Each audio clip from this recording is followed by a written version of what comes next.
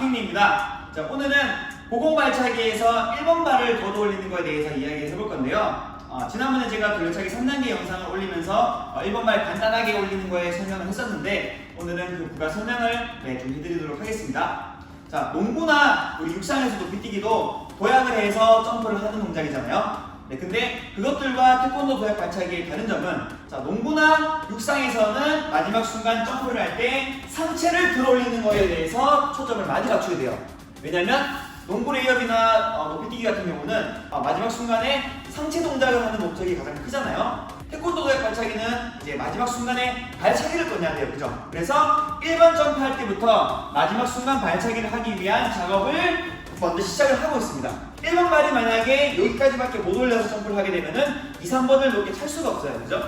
왜냐면 2, 3번 높게 차기 위해서는 앞에서 당겨오는 게 있어야 되는데 1번을 여기서 보고 점프를 한다? 그러면 2, 3번을 올리기가 굉장히 쉽지 않죠.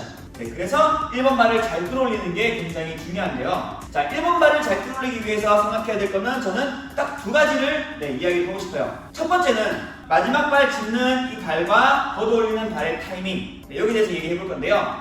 도약을 하고 나서 마지막 점프하기 직전에 발을 짚는 이 발은, 자, 힘이 뒤꿈치, 발바닥, 앞꿈치 수도로 전달이 됩니다. 그리고 나서 점프를 하게 되는데 이 발을 짚는 이 시간, 땅바닥에 있는 시간이 너무 길거나 너무 짧으면 안 돼요. 자기만의 그 타이밍을 찾아야 되는데, 잘 모르시는 분들은 처음에 먼저 해야 될 게 보폭을 먼저 정하는 것. 달려가서 마지막 순간 뜰 때 보폭이 너무 넓지 않은지 너무 좁지 않은지. 왜냐면 너무 길게 되면은 하나 둘 셋 이 시간이 너무 길게 되면은 또 점프를 최대한 못하게 되고, 반대로 너무 짧아도 안 돼요. 왜냐면 이 발이 올라갈 때까지 기다려줘야 되는데 얘가 짚자마자 이 발이 여기까지 오지도 못했는데 먼저 점프를 하게 된다. 그래도 점프가 당연히 안 되게 되겠죠. 그죠? 그래서 이거는 사람마다 조금씩 타이밍이 다를 수 있어서 자기만의 보폭으로 타이밍을 찾아야 됩니다. 자, 가장 좋은 거는 빠르게 뒤꿈치, 발바닥, 앞꿈치 떠다가 점프할 때 이 발이 앞꿈치가 될 때쯤에 통과를 하는 거죠. 이렇게 통과하면서 앞꿈치가 되었으니까 이제 바닥을 밀어줘야 되잖아요. 그죠? 그 타이밍을 찾는 게 가장 좋고요.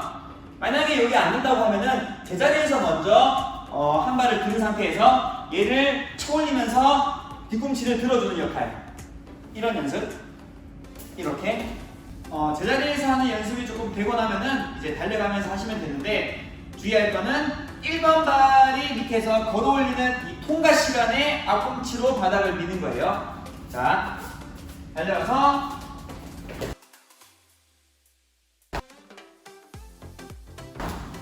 점프.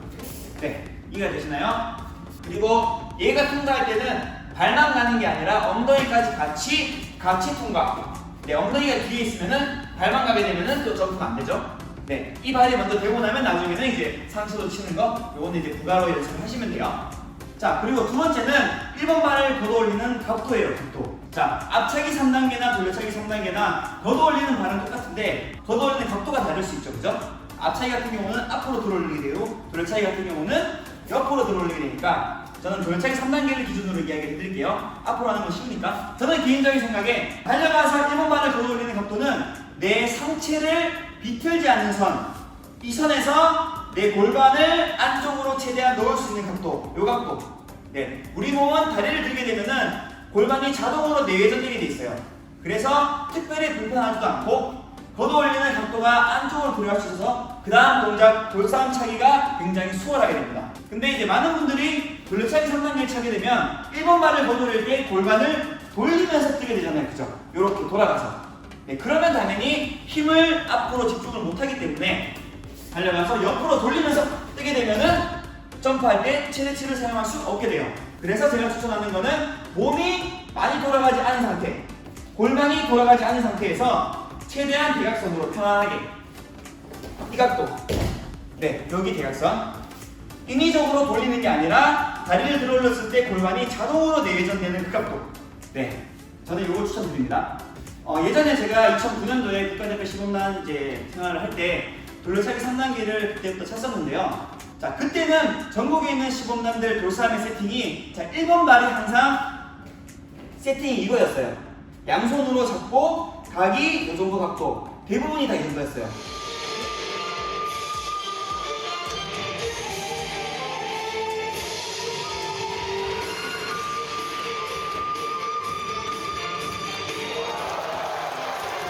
그러다 보니까 모든 사람들이 다 1번을 차면서 들어갔죠.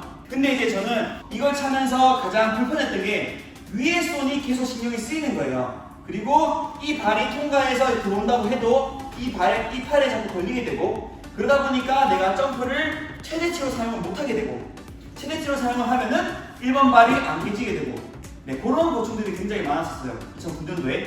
네, 그래서 제가 2009년도 겨울에 어떻게 하면 점프를 가장 잘 사용해서 돌려차기 3단계를 찰 수 있을지를 고민을 하다가 처음으로 시도를 한 게 두 손을 밑으로 잡고 있는 1번 손판을 이렇게 잡는 거. 요것보다 각도를 조금 더 낮출 수 있고, 내가 1번 발을 걸어 올리고 나서도 위에 걸리는 게 없기 때문에 마음 놓고 점프를 할 수 있는, 하지만 보조자가 만약에 밀리게 되면은 격파가 안 될 수가 있죠. 그래서 이거는 보조자를 굉장히 신뢰하면서 만든 발차기의 세팅이에요. 지금은 되게 흔한데 옛날에는 보시는 것처럼 다 세팅이 이거였어요. 손판 세팅을 최대한 세우지 않게 이렇게 낮춘 상태에서, 이렇게 낮추면은 골반을 돌리지 않아도 자동적으로 내회전되는 각도에서 올라갈 수가 있어요.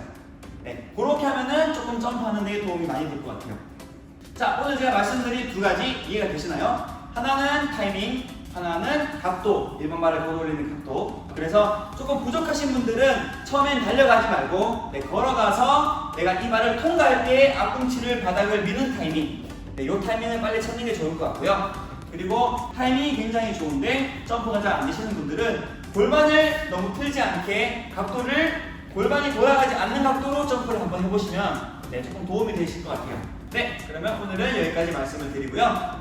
시청해주셔서 감사드립니다. 좋은 하루 보내세요.